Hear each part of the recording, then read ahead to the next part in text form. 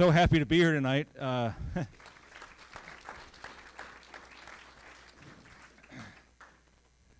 2 months ago, I had written off this entire weekend as probably being impossible, and we're so happy that we could pull it together with everyone's cooperation so quickly.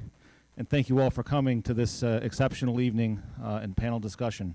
With that, I will turn the microphone over to our moderator, our member, Dr. Double, Dr. Bill West. Everyone, Dr. West. Thanks. Thank you, everybody, for being here tonight and allowing me to be a part of this wonderful 100th celebration. I'm joined by these esteemed gentlemen here. To my left is Brad Klein, who is the author of Discovering Donald Ross. Brad, would you? I wrote this book in my spare time, chasing down Donald Ross. Donald Ross designed, can you hear me here? Designed 400 golf courses. He lived 1872 to 1948. He was born in Scotland. Came over in 1899 and established himself in Boston and then Pinehurst, and then basically was the Johnny Appleseed of modern or classical golf course architecture. I've spent a long time in the golf industry. This is what I'm going to talk about? Okay. But I tell everybody, yeah.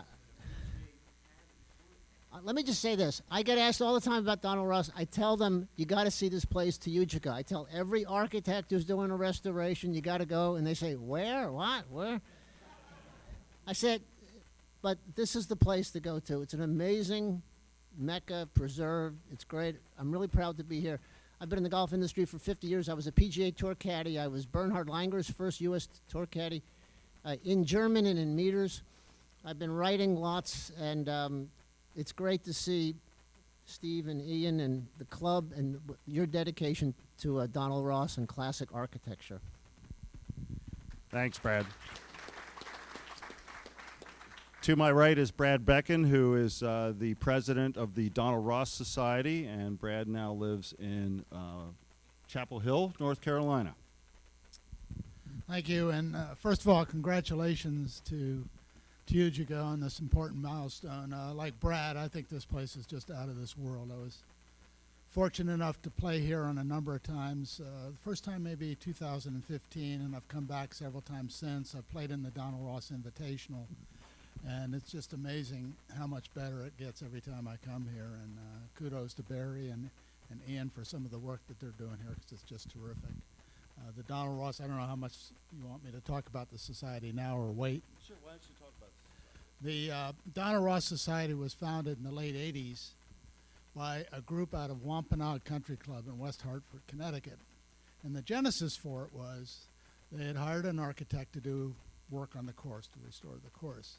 And even though the club had all 18 Ross hole and green drawings, the work that was done infuriated the membership of the club, and they led them to start looking at what was going on at other clubs. And they began to appreciate just how much damage had been done to Ross courses over the years, because Brad said he died in 1948. There'd been a lot of years in between, 40 years at that point in between. And other architects had come in and done work and really not respected the work that was done, not just by Donald Ross, but other classic architects of that age like Tillinghast and Mackenzie and so forth. And so the society was really founded to promote the restoration movement, and we were very much a part of that restoration movement going back to that time. We consult for free, and we've done that for over about 120, 130 Ross course restorations. And I'm really pleased to see, because you're now, besides places, I mean, you're lucky. This place is really, you know, is very reminiscent of what Ross had done, but a lot of it changed over time. And what's been really gratifying right now is even very prominent courses like Oak Hill, Inverness, Oakland Hills have recently undertaken efforts to just put Ross back into the courses. So very glad to see that the restoration movement is intact. Thanks, Brad. And we're also joined by golf architect Barry Jordan. Barry was the mastermind of the 2004 master plan, and he will be talking about that in detail. Barry, you want to talk about what you're doing right now with other courses? Well, thanks everybody. It's I think I know 90% of the people in the room anyway. But I just want to say, when I first started here, I arrived in 2004. Bob Carrier, I think, was the president then. And I grew up in Groton, Connecticut, on a course called Shenecosset, and that was an old Donald Ross course. And I'll talk a little bit more about that when we get into the restoration. There was some work done there, like Brad said, that really didn't respect Ross. But anyway, I came up to the course here, and I got to be honest with you, I had heard, oh, this Donald Ross course up in Rome, New Yorkshire, like probably, you know, maybe the part of it's still there. And I walked around, and I was like, you know, I called my friends. I'm like, you got to see this place. There were a lot of trees covering things up, but I was just floored by what was there. Things that, you know, bunkers were grass, but they weren't removed. And to make a long story short, I knew right away that my treatment for this course was going to be a restoration, which I'll talk a little bit more about later, and a historic restoration, the same way architects would restore something like a Frank Lloyd Wright building, or a landscape architect would do a Olmsted Park. And so we knew what we were going to do here. We presented it to the group. I don't think I've done a full presentation to the whole club since the night we unveiled the master plan. And I think we talked about trees for 45 minutes, and maybe the other things for 15. But really, I'm a big believer in educating people. And I think if they see what you're doing and they see why you're doing it, you'll gain support for it. And I was very fortunate and privileged to work for the club. And we're still working on the restoration, but to have their backing in, yeah, this should be a restoration. This shouldn't be a reconstruction or anything else. So I'm really happy to be here, very excited.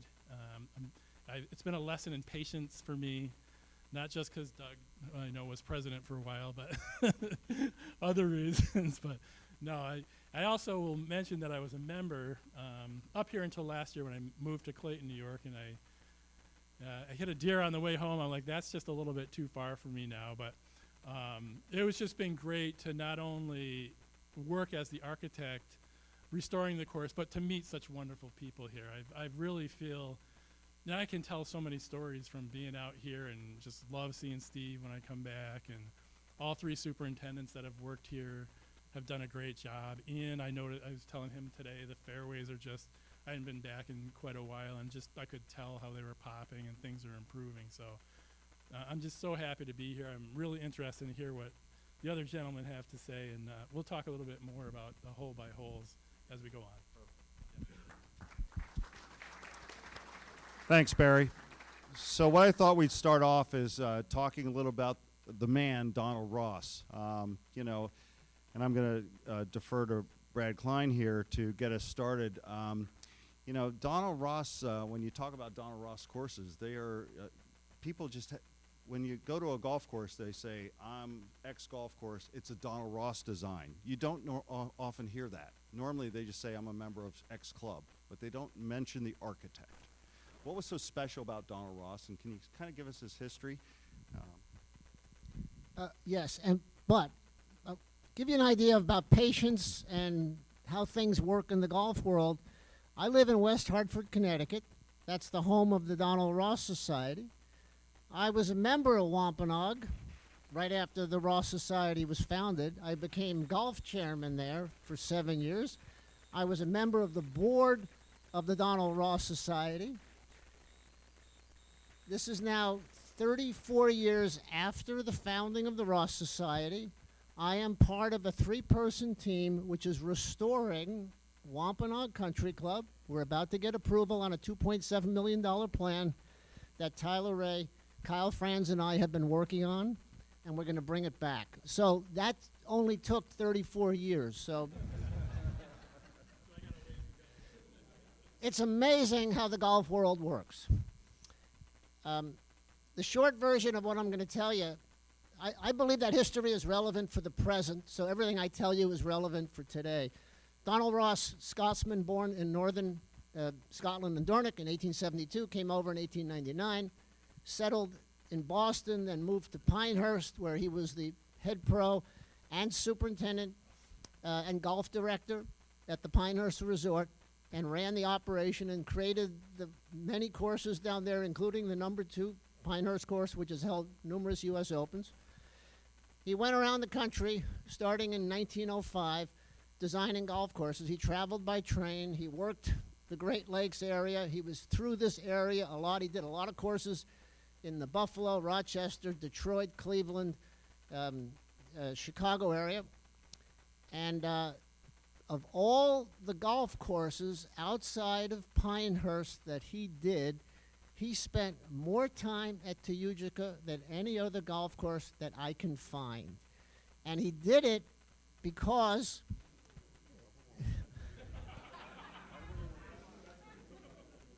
that's a pretty good reason.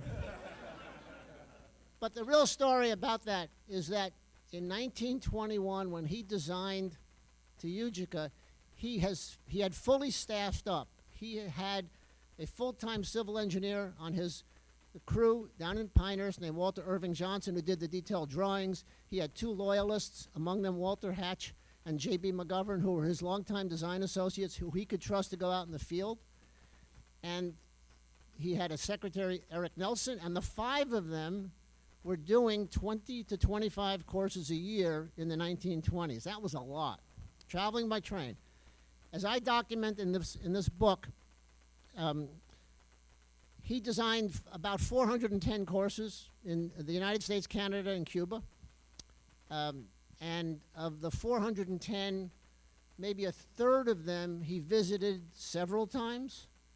A third of them he visited once, and a third he never saw, but he deputized his staff members to do the routing and the detail work, and then he oversaw that work from his office. So it was a sort of a tiered level of work that you got from him. He spent a lot of time here on site doing the early drawings. We know that from the extremely high quality of that watercolor drawing that you have, which is an incredibly valuable document. I should point out that the first thing when you have a golf course like this, there are levels of detail that you want to know about how the golf course evolved. Now, one of the great things about Teugega is that you guys all along were too cheap to screw up this place. So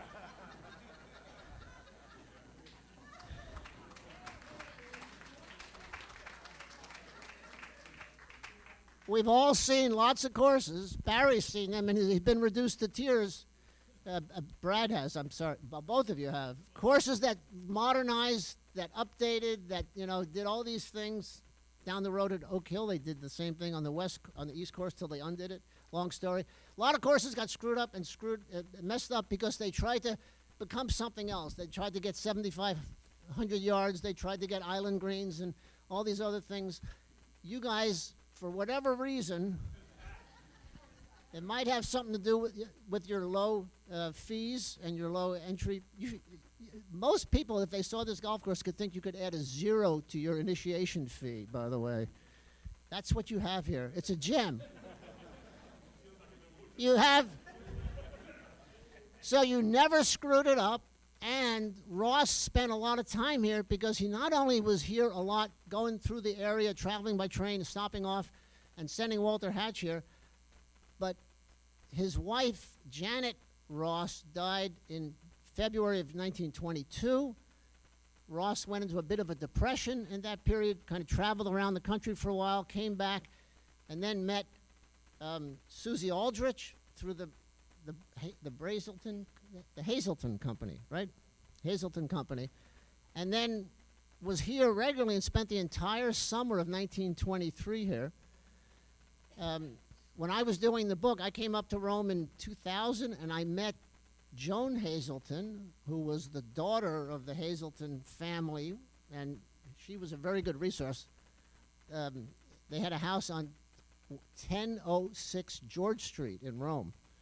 And Ross stayed there. Must have been a scandal. He was staying with Susie Aldrich in the house for the summer. They were formerly affianced. Unfortunately, she passed away at the end of the summer, so he never got to marry her. But the result is he spent a lot of time here. So here's what's interesting, and I'll hand it over in a minute. When you have a classic golf course like this, if you have the design plans, that's really great. You have the original design plans. Now, we don't know whether those were actually fully, totally built as planned, but we have a document you can start with. So when Barry goes into a restoration, one of the things he's going to look at is what was the intent. Now, that doesn't tell you it was all built. So now you got to go to aerials. We have a pretty good sequential history of aerial photography of the golf course to see what was built, where the mounds were, where the bunkering were, how big the greens were. This golf course really has not changed. It's gotten smaller, got pinched in with trees, but the basic core alignment of tee fairway green, mounding, contour, fill pad, it's all there. So we have a pretty good documentary record. The hard thing is the sequence, but you have the drawings that Ross did, you have the aerials, and you have this fantastic piece of land. And so the result is kind of a living laboratory waiting to be tweaked and brought back. So you have a lot to work with.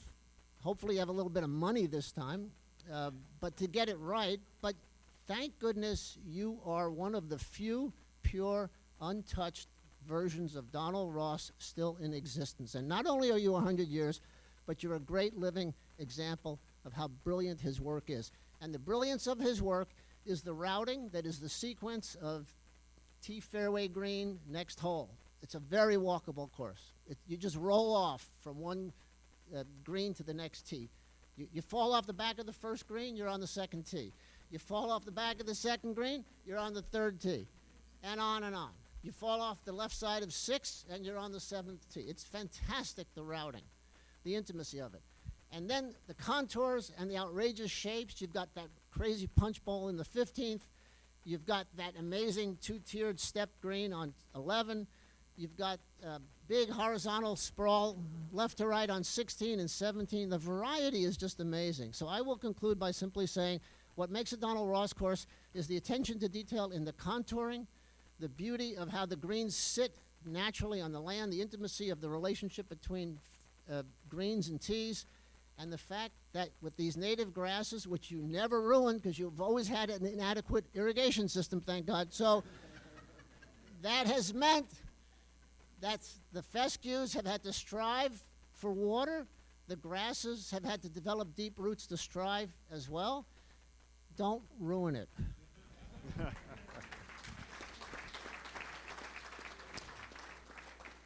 Thanks, Brad. Brad's going to need a drink if we go over an hour, so pay attention to the timing, please. Now, okay. So we'll get you a drink there, but that's great. I mean, the other parts, questions I have, Donald Ross also built, to your point, over 400 plus golf courses during that time frame. And 65 of the current top 200 in the country are Donald Ross. So almost 1/3 of the top 200 courses in this country are Donald Ross. So we are blessed by having a Donald Ross original design. So thank you very much, Brad. Want to get into Teugega, which we kind of segued in very, very well there, and talk about the original design of Teugega. And so I'm going to go to you, Brad Becken. You know, we have a lot of four bunkers here, and you're a golf course architectural guru on this.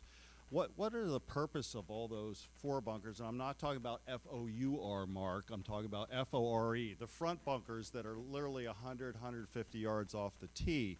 I mean, we have a number of those. So can you comment on that and the architecture? Well, as Brad Klein said, one of the many nice things about Teugega is how intact the course is in so many ways. The feature that Bill is talking about is something that he used quite a bit, where somewhere between 50 to 125 yards off the tee, he would put bunkers that may be entirely bisecting the hole at that point, or it may be large bunkers off, interrupting part of the hole. And the other thing that he did very often is he did not have the fairway start at the end of the tee. And unfortunately, both these features, with the exception of Teugega and a couple other places, are by and large gone. Those 4 bunkers have been removed. You hear often, well, we took them out because no one ever hit into them. They're not in play on the course. You know, they're not really important. They're just a waste of money to try to maintain them. Personally, I think a lot of clubs had important members who were continually hitting into these bunkers. And they were really the ones who drove the effort to get rid of them. So it is unfortunate. I mean, again, this is one of the many wonderful things about your course, but there's very few courses now that have those bunkers in. We recently played, we were both at a course in Alabama called Country Club of Mobile, and the architect Jerry Pate, on the first hole, he put in 3 bunkers about 80, 90 yards off the tee as sort of a nod to Donald Ross. I don't know, we don't have the drawings for that course, so I don't know if they were there to begin with, but that was again, a nod to Donald Ross. So. Great. And also, Barry, you know, one of the other things that I'd like you to comment on is that back in the day when this course was built, there were no John Davidson drives here. Okay, that was usually 3 shots to get to where John currently hits his drive, and so strategically, when you're looking at the course and what was built here. What was the average distance back then, if you have any idea, and what, you know, what was the playability?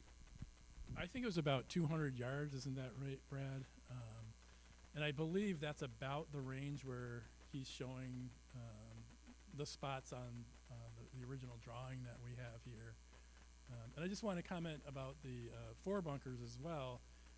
I remember playing as I must have been 13. I was just picking up, you know, the game of golf and playing at Shinnecossett, a Ross course.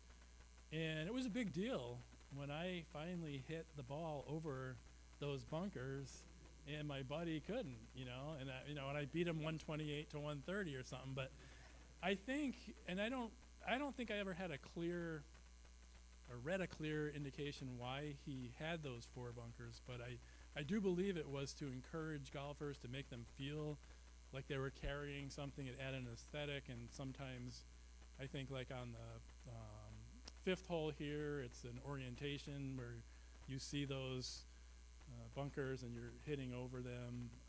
So I think they're wonderful features, and I'm really glad we're putting those back. Yeah, one other thing you might remember is that back in the teens, 20s, and 30s, the irrigation systems aren't like we had today, and a lot of times the fairways would get very hard, and at that time, if you duffed a shot, the ball could go a long way. So in some ways, this is a way of penalizing the mishit shot. So. Fascinating. So the other thing I want to talk about the original architecture is that today, you know, we're talking about long drives and everything, and how our course is 6,400 plus yards. You know, currently maybe 6,500. You know, Kiowa for the PGA Championship just played at 7,800 plus yards. You know, length is always talked about, but let's talk about the greens here, because I think it's the greens that really make this golf course. So I have a saying that golf course architecture starts when the ball hits the ground. That's all you need to understand. When I caddied on the tour, late 70s, early 80s, and by the way, back then, total purse for the tournament was like $200,000, $250,000. Now that's a 9-way tie for 4th. So, but what I noticed was the players, we had exact yardage. We knew exactly the to the yard, and they wanted a target and get the ball to stop. So good players, they're playing aerial golf, and they want to have a determinative end point. They want the ball. They know exactly the trajectory, spin rate, launch angle, distance, where it's going to stop. The way to thwart a great player is to have stuff happen when the ball hits the ground. That's called golf course architecture. If the ground is firm, if it's sandy, if it's dry, if there's bounce, then they get confounded and they have to figure out what's going to happen so that vertical element gets compounded by a horizontal element on the ground. That's what golf course architecture is all about. So the fascination with yardage is only part of and a small part of golf, and it's a very small part of architecture. So I always like to think about that as the sort of the really important, powerful component. The other thing is that most players don't hit it 300 yards. Most rounds are not played from the back tees. So what I like to think about is who's actually playing the game and who's paying the bill. And golf course architecture is about having fun and enjoyment rather than testing people and putting them through a torture chamber. So if you want to have a business that makes sense, if you want to pay the bills and have people have fun and come back and enjoy, focus on those aspects that really pertain to their game. So the distance part is okay for the 0.1% of golfers who want to be challenged and are competitive and play on the PGA Tour.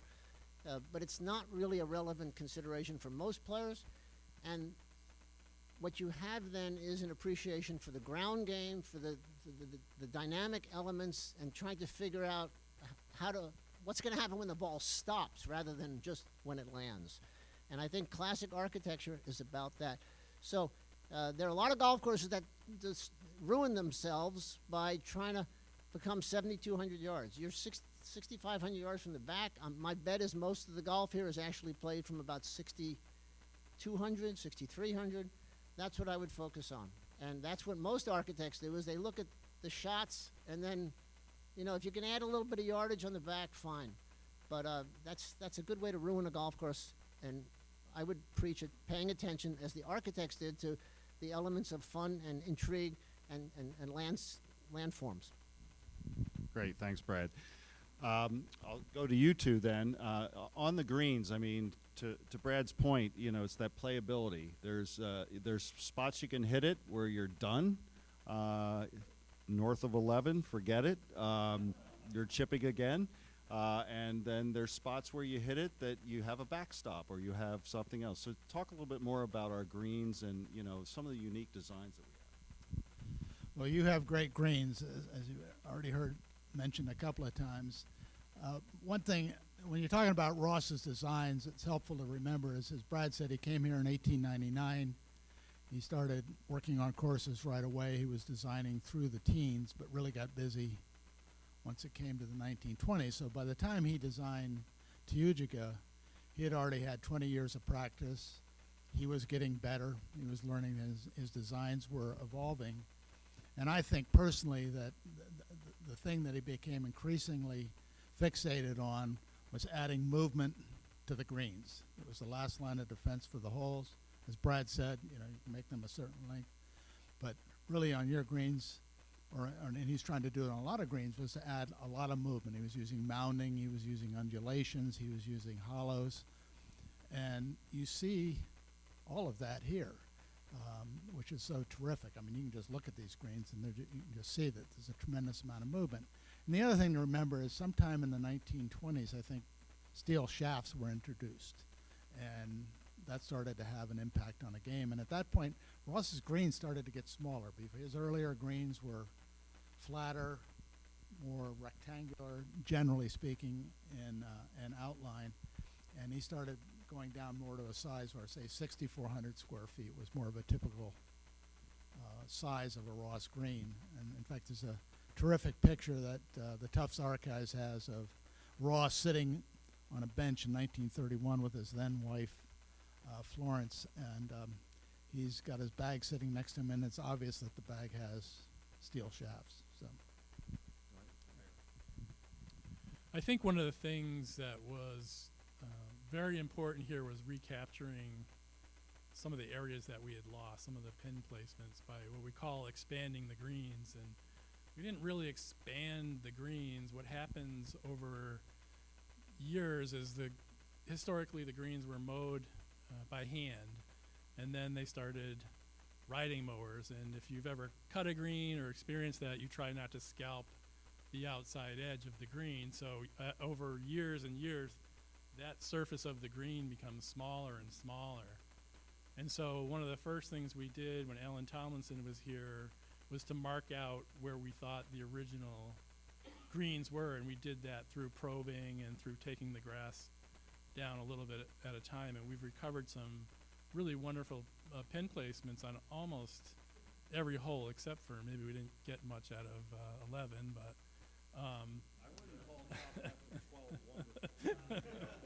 right.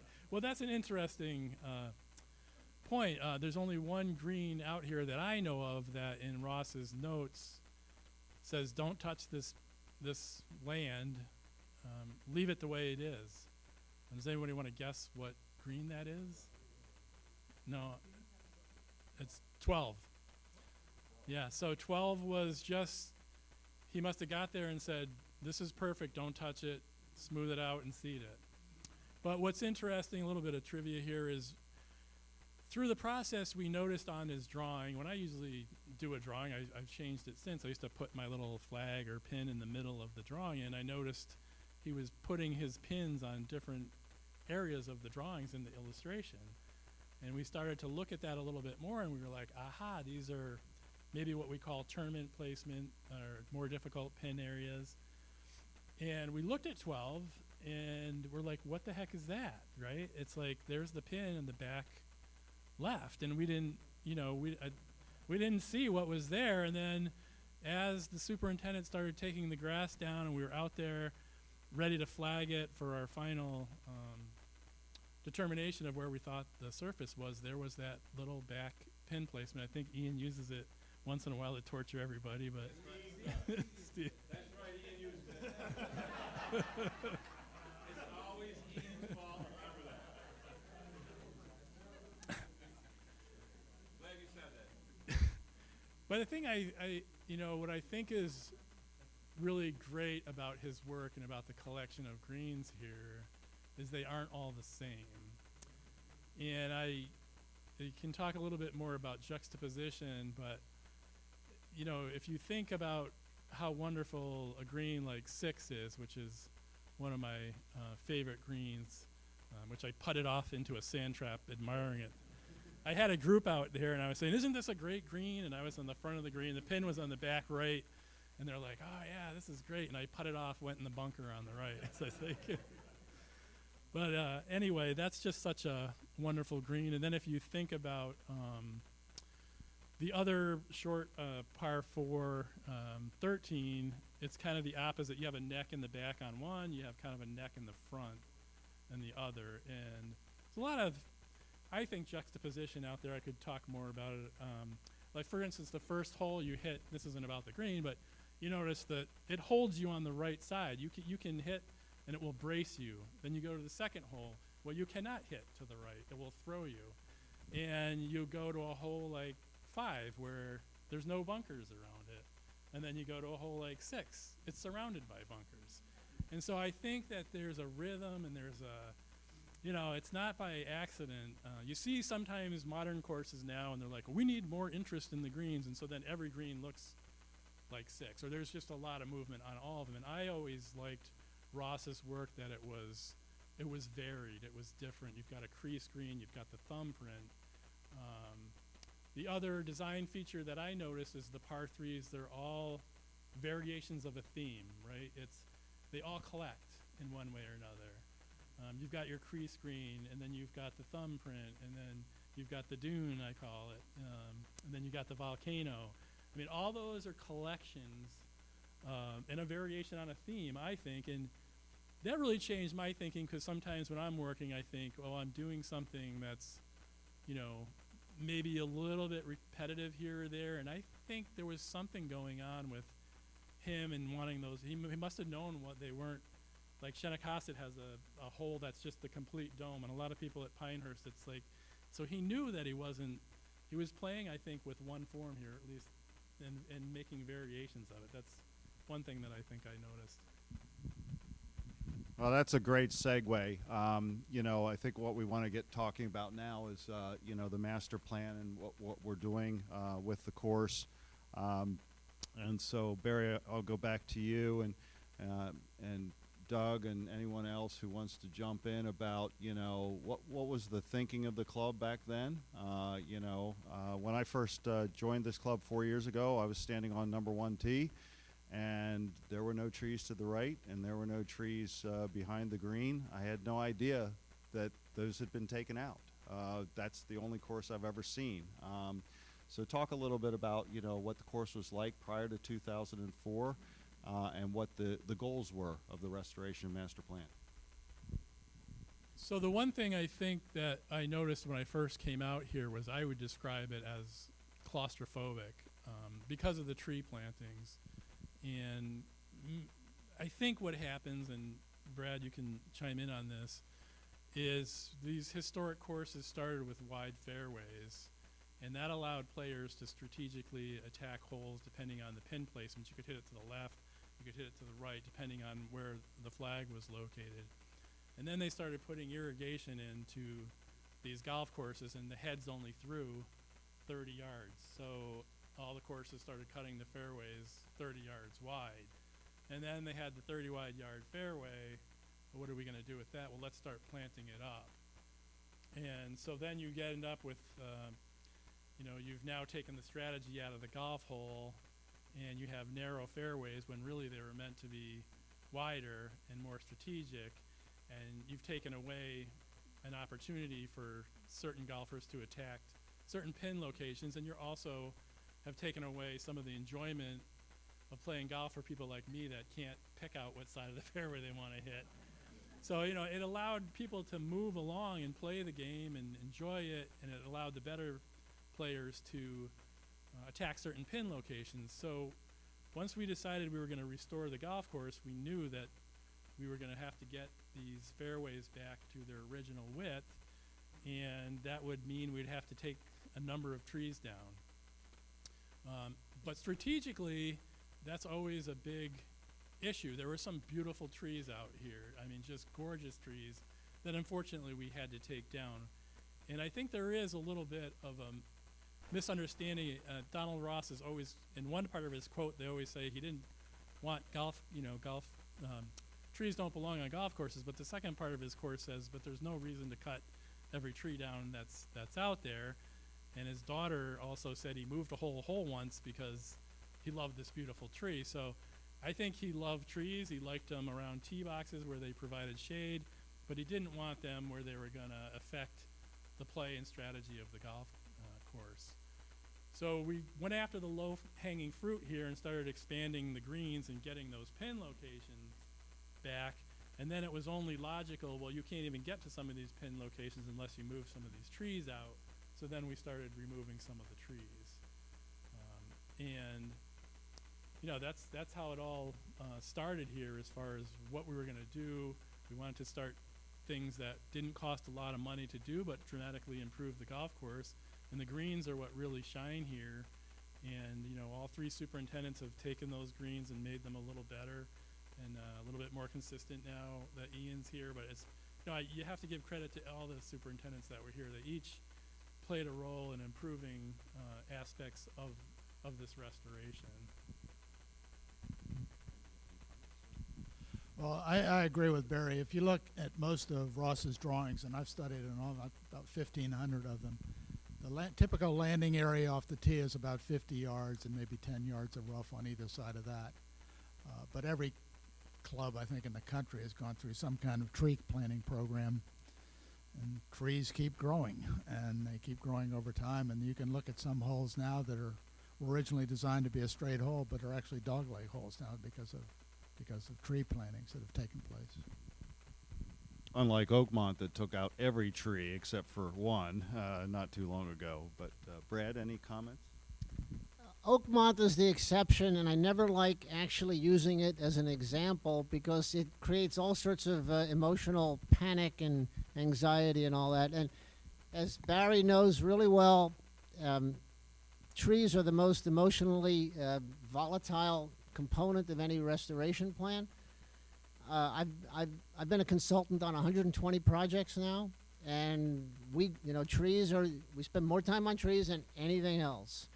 So what you have to explain is, first of all, you want to grow grass, and you've got a competition between two plants, and one of them is going to get the sunlight and the water and the fertilizer and the air and the sunlight before the other, and the tree's bigger, so it intercepts it, and then it undercuts the ability to grow grass. So you have the choice when you want to grow grass. So one of the things you try to do on a golf course is evaluate the trees in terms of, we're not out to slaughter trees. You know, we're trying to preserve as many as possible, but manage properly so that you have the coexistence, because what you're doing is you're evaluating the trees in terms of their impact on agronomy, impact on strategic playability of the golf course, the aesthetics, the views around, for example, the health of the tree, safety issues as well. So it's a complex calculus. It's not just, let's go out there with a 40-inch Husqvarna and just, Rambo down everything.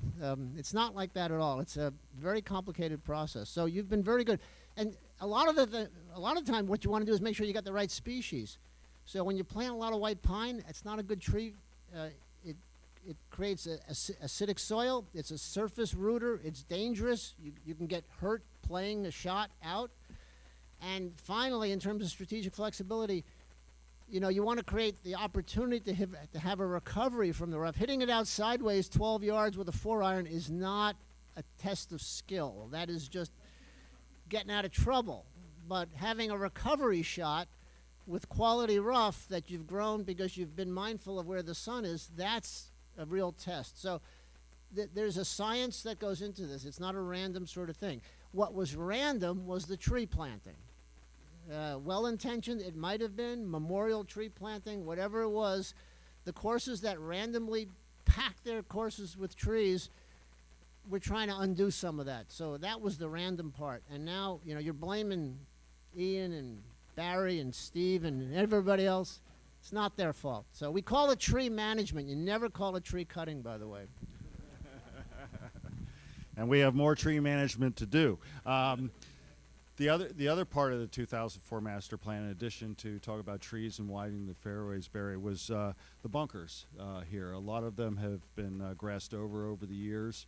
And, also talk a little bit about the cutting back of the trees that we did just this past fall, and how that impacted 9 and 18 and all those.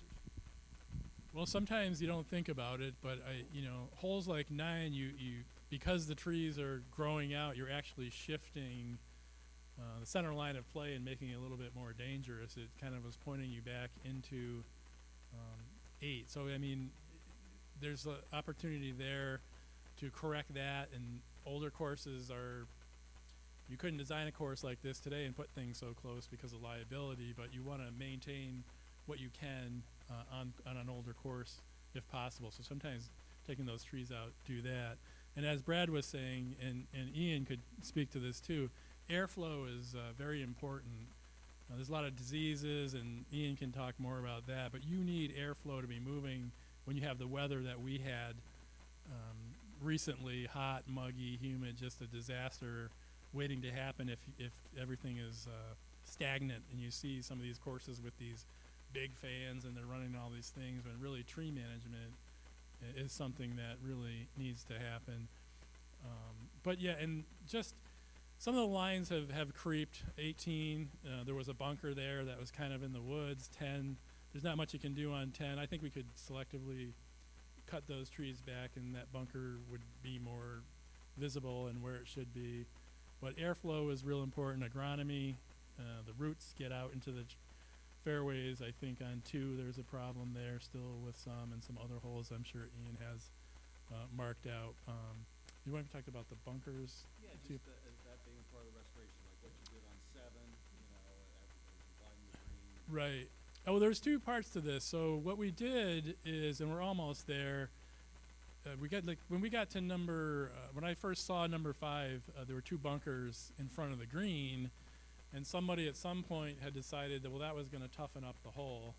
And so being a restoration means taking anything that's not original out and putting back everything that is original. That's a restoration, whether it's a piece of architecture or a landscape as a golf course. So part of it was doing that, and I think we've removed 4 or 5 bunkers, and I think the one on 16 is the last one, I believe, that we would fill in, and we have a good historic photo that shows what that looks like there. I think we're going to be kicking more into the right, but that's the way it was.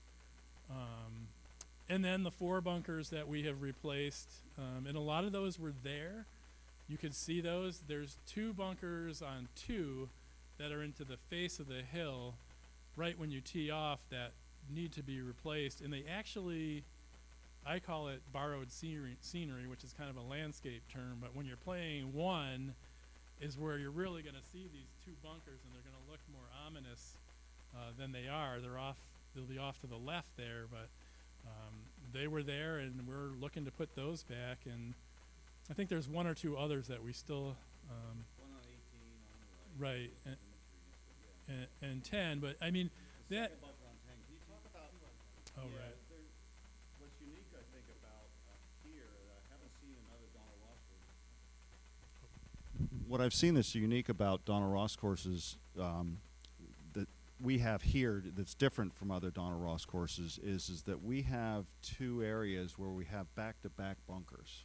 The first being the 4 bunkers on number 4, and the second being that hidden bunker on 10 in the middle of the fairway behind the other bunker. Speak about that. You know, honestly, I really don't know how often he did that. So I'm going to defer to one of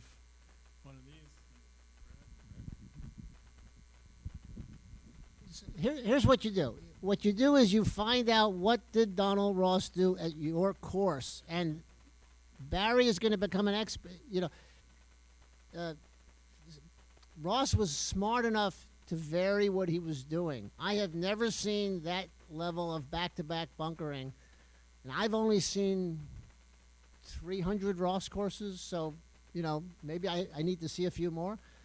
I've never seen a punch bowl as intense as your 15th green. I've never seen the depth of these 4 bunkers in front of the tee like you have on 3, 4, 5, 4, on 4. So what you want to do is you want to find out what did Donald Ross do here, because what he did here was different from what he did anywhere else in certain ways.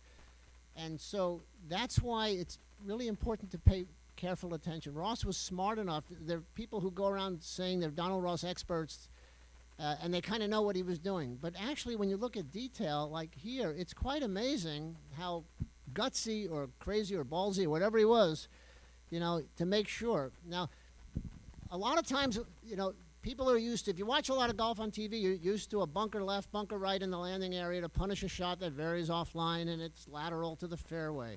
And it's on the left side or the right side at a landing point. Ross didn't do that. He scattered his bunkers all over the place. 50 yards in front of a green, 50 yards in front of a tee, weird angles way off on the left at the bottom of a hill. And that's what he did because he was trying to create something interesting. So there's an artistry and a little bit of arbitrariness and a whimsy. And who knows, maybe they hit a rock. Maybe the shaper got tired that day. The other thing you need to remember is Ross built this golf course, Walter Hatch and Ross built this golf course with human labor and plows and wheelbarrows. They didn't have bulldozers. So we were looking at the 15th green today, and somebody I was with said, boy, he built that whole green up. And I'm thinking, there's no way in the world you could have built that green up because that green sits on a platform that's about 80 yards long. And what Ross did, instead of building all that up, is he just cut the left side down because you use gravity to build it when you got a wheelbarrow. So you have to kind of think about the construction methods in those days and the creativity and the efficiency. And so what's unique here, that's what he did. I've never seen it anywhere else. You know what? That's what he did here. That's what you go with. These two, have you ever seen the mounding and the double green complex anywhere other than here? You're talking about 9 and 8. Yeah, because I haven't. I think just in the mounting in general, I think the mounting that you have here is better than any course I've ever seen of one of Ross's. So many times when you're looking at his courses, and I've played every one of them that still exists, if there was mounting in the design over time, they've been sort of softened. not as much wildness in terms of or there may even be mowed as opposed to letting grow wild like you have here. So the mounting that you have here is just out of this world. And to the point about the unique features here, I know when I first started playing Ross courses, people say things to you like, well, Ross always did this, or Ross never did that. And at the beginning, I used to kind of accept it because, you know, what did I know? But then over time, when you look at his drawings and you see what he did, I mean, he really didn't fit in the mold. I mean, even some of the things that you'd say, well, he would never have done this. You'll find an example, and of course, that's exactly what he did. Yeah, I think that's really great. And I've had conversations with all the superintendents, and that's one thing I said to Ian when we're doing these bunkers. I mean, there's always a fad in doing bunkers, and we want the bunkers to look like they looked, like they were Donald Ross bunkers. We don't want it to look like Barry Jordan restored a Donald Ross course. And I think, I've heard people, they look at a historic course and they can tell who the restoration architect is, and I kind of think that's not good. I think that it shouldn't be what my work looks like. I mean, my work is influenced by Ross and Rayner and other architects, but it should look like what it looked like back in the day. Well, that gives me the perfect opportunity to introduce Tony Grenzi from Ferries Golf, who's sitting back in the corner. Tony has been our bunker restoration expert, and I have to tell you, it was fascinating to see him find that extra bunker, that extra 4 bunker on number 4. He basically told me where he thought it was. I bet him, and he said it was only 50-50 chance. And he built a 2 by 2 foot square, and he stuck his head down in there and dug around and found sand. And then from there, he uses an excavator like I'm a physician. I use a scalpel. He basically carved out from there and found that wonderful bunker that sits there all the way down, and the clay was perfectly preserved and everything else. And so same thing on 14 on the cross bunker. It's fascinating to watch. So thank you, Tony, very, very much.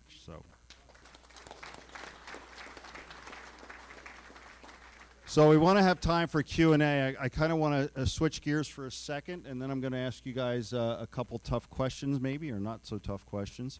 But, you talk about golf course rankings nowadays, and I know, Brad, you've been involved with golf course ranking. Teugega, we've always called it our hidden gem because nobody knows about it. And all of a sudden, we magically showed up on the top 200 classic courses in Golf Week last year. Oh, so you did that. Okay. So you're responsible. So maybe you could kind of enlighten everybody here about, what are kind of the criteria that they use to rank golf courses, and talk about how Teugega's not only hit it, we've moved up a little bit this year, and where you think we might end up. So I started the Golf Week. I worked for Golf Week writing a column on architecture starting in 1988. And in 1995, I started the top 100, and we divided the golf universe into classic and modern. The breakpoint was 1960. Classic was any golf course built in the interwar period or the golden age of architecture, like Teugega. And the modern was anything after 1960, like the Turning Stone courses, for example. So the criteria were about how cool it was to be out here. Formerly, there was the routing, the demands and difficulty of the differences of the par 3s, 4s, and 5s, and so on. But essentially, the criteria that prevailed for the classic era courses was how cool was it to be out here, and how interesting and how much fun was it. It was not about challenge. It was not about difficulty. It was not whether it had held a U.S. Open. I came out and saw Teugega for the first time, I think in 1999, maybe, right around then. And immediately I said to my Raiders, you got to see this place. And we happened to have events at Turning Stone later on, and it appeared in the top 100 or in the top 150, top 200. And a certain kind of golfer really loved it. So what kind of golfer loves Teugega? Somebody who walks, somebody who carries their golf bag, probably somebody who's a mid-handicapper, probably someone who's been to Scotland, Probably someone who's been to Pinehurst and Bandon Dunes and Stream Song. That's the kind of person who would appeal. And the more variety, the more fescue, the more native areas, the more varied bunkers, the more quirky greens that infuriate you, including partially unplayable greens like 11. That's what will make Teugega shine on the list. Now, that's for Golf Week. It's probably the same for Golf Magazine because they have a similar kind of rater. The Golf Digest people, completely different crowd. They're 4 handicap and less. They think they're really cool and travel all over these championship golf courses, and they have valets carry their luggage, and they take golf carts, and they like modern golf courses, and they're not going to be as attuned to the nuances and the beauty and the complexity of Teugega. So my advice to you, we're public record here, don't accept Golf Digest raters. Just take them from Golf Week and Golf Magazine, and you'll do fine.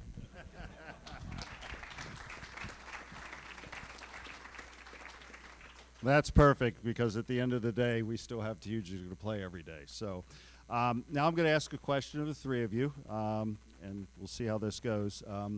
If you could change one thing at Teugega, what would you do? I would move it closer to Hartford, Connecticut, where I live.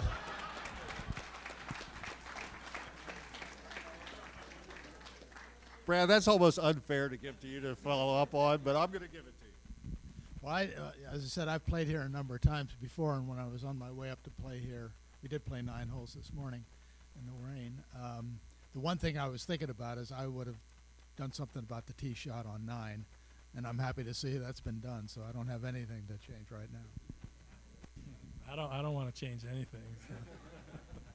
Well, that was a chicken statement, so I'm going back to you, Barry. Is there one thing you would never change at Teugega? That's a good question, but I would say the greens. I mean, we went back and forth, at least myself and Brad and some other people talked about 11 years ago, and we've continued to talk about it, and we decided that that's not something that should change right now. If it's a question of whether it should or should not, then I would say it should not, especially with what you have here. So, I mean, that's it. Anything you would never change? Well, I agree. I mean, I think your green and bunker complexes are just perfect. Leave them alone. A couple of things. I would pay a little more attention to the alignment of the back tees. They've moved. And I would pay more attention to the placement of the forward tees because I'm not sure they're fully adequate to the complexity of the holes. So that, for example, on the 8th hole, the forward tee is way to the right, needs to be moved to the left for better connection. I would pay more attention to that. I think that's one area you probably could do better. Sounds like you got some people that agree with you back there as well. Yeah, and I know we've talked about that, and we'll continue to talk about forward tees. So let's do some quick Q&A here. Anybody have any questions for the panel? Doug? Okay, Chris Carrier has a question. Chris? We had a discussion from an expert on Ross a couple years ago, I believe. And he talked about some of the holes. We've talked an awful lot tonight about, or you've talked an awful lot about 11 and 2. And when you look at the original design, they were meant to be played from a little bit, like our fairway shifted to the left. And I believe he said in 11 in particular, our problem isn't that the green, really, it's that the approach really needed to come from where basically rough is on 11 right now and kind of those trees and everything. I believe in the restoration design on 2, the fairway actually was right of the big tree that used to be, I think, our 150-yard markers that, quite frankly, were supposed to be shrubs that we never took care of long ago. I just wondered if there's any talk of that coming back, if that was even true, or what the plans are. Okay, Barry. Yeah, I can address number 2. Yes, the fairway is supposed to run almost all the way out to the drop off, and the tree that's been there and I guess has been debated really should come out. Tom Doak, another architect that went through here, must have been at least 12 years ago or more, immediately picked up on that as well. And I don't think Ian can grow grass there, so that whole fairway, yes, should shift off to the right. On 11, I don't think that that's going to improve the shot or the green itself once you get in there. We did expand the right side and tied that into the fairway. And there are a lot of fairways that still need to be widened out there. Did you want to add something about 11? Or I was going to just add something about 2. There's actually irrigation heads to the right of that tree on 2 from the previous generation of irrigation system. So that's previous 1999. So at one time there was an attempt, we were irrigating and growing grass to the right of on 2 fairways. So that should be expanded to the right. Brad, you talked about your horrible tee shot at 9 today. Could you talk about your second shot at 9 today? Yeah, I'm not that good a golfer. Even though I play quite a bit, I grew up playing tennis and surfing in Southern California, so I took it up too late in life. But after getting my tee shot to the much nicer wide area now on 9, not more than about 10 feet off the ground, I sculled my second shot to about 4 inches from the pin. So, and that, yeah, a wind cheater. That's what it was. I'm going to add something to that. I was out there early on, and I used to try to pick the brains of as many of the older members as I could when I first started working here, just to get information what it was like. And they were telling me on 14, as they got older, they weren't even shooting to go for the green. They were trying to catch that downslope that goes down before the green and kick it up to the green. And sure enough, if you hit a bad tee shot and you shoot for that was right. That'll kick that right up into the green rather than trying to hit it in. So a couple of shot making tips from the old timers too. Any other questions for the panel? I got. I'll go back here. I go back to Ross Marchionne real quick, just.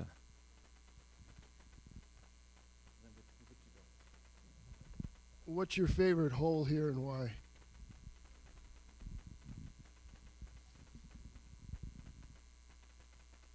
It's easy, 7. I can reach it, and I have to tell you this.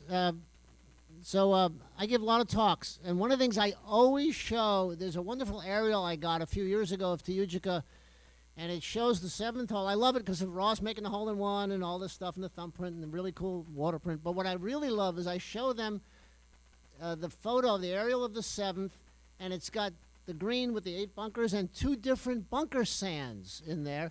And what I show them, I don't know if this is true, but it makes for a good story, so please don't tell me if it's not true, is that this is a club that was so cheap that they couldn't afford to replace all the sand in their bunker, so they could only afford to buy sand for 3 of the bunkers, which is why those are gray and the others are white. And that's why I like 7.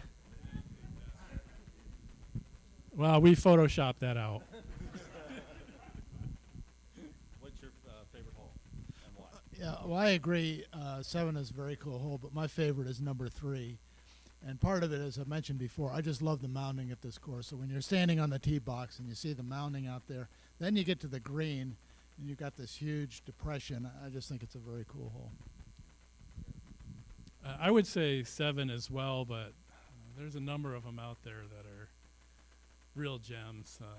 The green complex on 6 and the green complex on 13 are a couple of my favorite green complexes.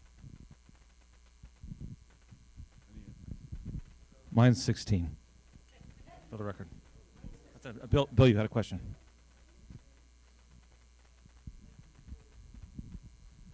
Question about false front. 2 and other holes have, I seem never to get there. My ball dies before it gets there because of the false front. And that seems to be a common theme on a number of our holes out here. There's this lip that just kind of stops everything from, rather than it flowing up onto the green, it might make the first 4 or 5 feet of that green, but it seems really kind of a neat way to protect that green from a high handicap golfer. Thank you. Like some of your friends, right? Yeah. All right. Brad? You don't need to protect anything against a high handicap golfer. They're protecting themselves every time they hit the ball. So the beauty of a false front is that it allows an elevated fill pad to be revealed, and so it's sort of tempting and drapes forward, and it provides a lot of strategic flexibility to the golf course. So it's a very good tool to have because you don't have to have the whole surface. You can just see a little bit of a part of it, and it's tempting. But it also reminds you, after you've played the course enough, you can't just get it to the front. You've got to hit it with enough weight, as it's called, to get the ball moving past that point. So it's a kind of a reminder and a warning at the same time. But if it weren't for that false front, there would be almost no way to reveal the surface of the green. So it's a very easy, cheap trick, if you will, for an architect. And then last question from Jim. In the schematic that Donald Ross had done in 1920, showing the layout of the course hole by hole, on the bottom of the original one, you'll see a person's name, and it says delineator. I had a member ask me one time, Jim, what is delineator? I said, I'm taking a wild guess, but maybe equivalent to a graphic design person. Is that what that meant, delineator? What you're looking at is a colorized version of a drawing has a kind of a key so that you can discern conifers, hardwoods, bunkers, mounds, tees, greens, championship flags in different modes. And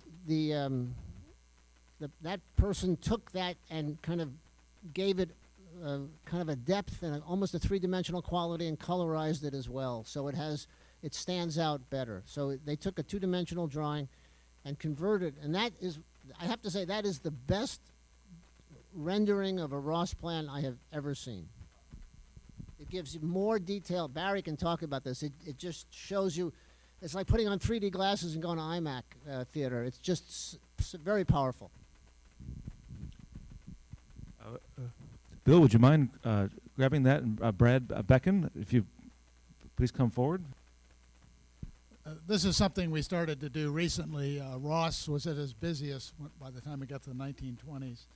And so a lot of clubs are coming up on their centennial anniversary, and we decided we'd try to recognize this very important milestone, and we had this plaque created. The image here of Ross was actually done by a historian at Bellmead Country Club in Nashville, Tennessee, and then we work on an inscription with the club that's sort of a combination of what others have done and what the club itself would like to say. So I'm very proud to present this to Teugega. It is an important milestone, and you've certainly done a great job maintaining your club.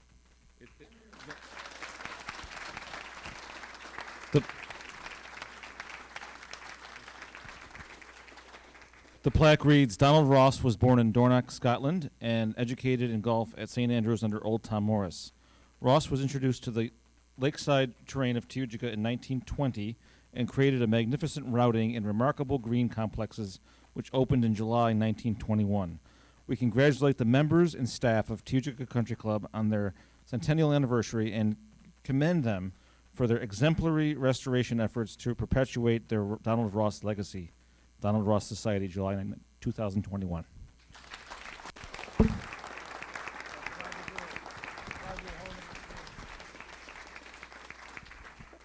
And I want to, Brad, Barry, come on up forward, take a bow here, folks. Let's give a round of applause to our panelists tonight, please. Please come forward.